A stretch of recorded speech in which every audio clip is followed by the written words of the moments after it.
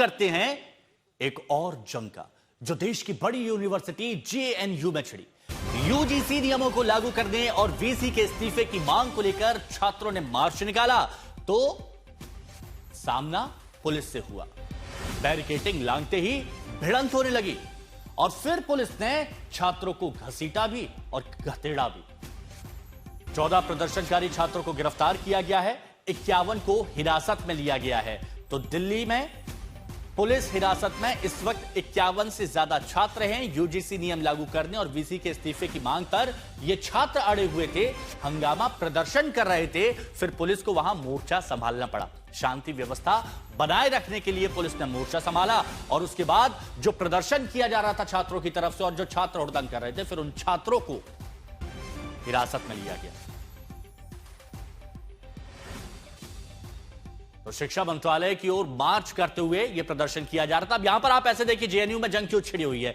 तो छात्रों पर पुलिस एक्शन होता है, 14 की गिरफ्तारी होती है, 51 को हिरासत में लिया जाता है। उसके बाद छात्र पुलिस में झड़प, छात्रों को यहां पर घसीटा गया, यह भी छात्रों की तरफ से आरोप लगाए गए हैं। बैरिकेडिंग तोड़े गए, हंगामा यहां पर किया जो बताया जा रहा था और यह रात भर नारेबाजी प्रदर्शन चलता रहा है। बैरिकेडिंग तोड़ने की इजाजत पुलिस की तरफ से नहीं की गई थी। शिक्षा मंत्रालय की ओर मार्च ये कर रहे थे और ये देख रहे हैं, ये जो आप देख रहे हैं यहां पर इसी तरह की बैरिकेडिंग यहां पर की गई थी और जब ये बैरिकेडिंग को पार करने की कोशिश की गई उसी वक्त यह हंगामा हुआ। अब वो वीडियो भी देखिए जब पुलिस और प्रदर्शनकारी यानी वो छात्र जेएनयू के छात्रों में जब जबरदस्त भिड़ंत हुई।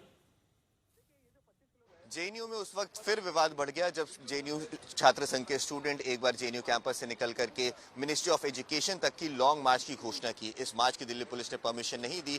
उसके बाद भी जेएनयू के छात्रों ने गेट से बाहर निकलने की कोशिश की, जिसके बाद उनकी पुलिस के साथ झड़प हो गई। इस झड़प में बताया यह जा रहा है कि 25 से ज्यादा पुलिसकर्मी घायल हैं।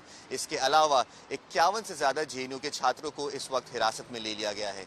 जेएनयू का यह भी दावा है कि 13 से ज्यादा बच्चों को पुलिस ने गिरफ्त में भी ले लिया है। जिस तरह की एफआईआर हुई है, एफआईआर में कई संगीन आरोप लगाए गए हैं और कई संगीन धाराओं में, नॉन बेलेबल धाराओं में ये पूरी एफआईआर हुई है। लेकिन उसके बाद कल शाम से अगर आज सुबह तक की बात करें तो कहीं ना कहीं जो पूरा सिचुएशन है वो कहीं ना कहीं बदलता हुआ दिख रहा है और जिसकी वजह से अगर आप यहाँ देखें जेएनयू के कैंपस के गेट्स के बाहर तो यहाँ पे धीरे धीरे अब इन बैरिकेड्स को हटाया जा रहा है, गेटों को खोला जा रहा है। कल शाम से ही जो पूरा वातावरण था वो काफी तनावपूर्ण था, जिसके बाद जो सारे गेट्स थे इनको बंद कर दिया गया था और ये सुनिश्चित करने की कोशिश की जा रही थी कहीं ना कहीं कि जो सिचुएशन है वो कंट्रोल में रहे। इस वक्त भी अगर आप देखें तो दिल्ली पुलिस के पुलिसकर्मी यहाँ मौजूद हैं और सिचुएशन का जायजा लिया जा रहा है कि गेट्स कितनी देर में खोले जाएं और किस तरीके से आगे की कार्रवाई की जाए। अब ये देखना दिलचस्प होगा कि जो 13 छात्र इस वक्त जो हिरासत में है, जो अरेस्ट हुए हैं, उनके साथ आगे क्या होता है, क्या उन्हें बेल मिल पाती है कोर्ट से या नहीं। वीडियो जर्नलिस्ट रोहित के साथ अंशुल सिंह, आज तक।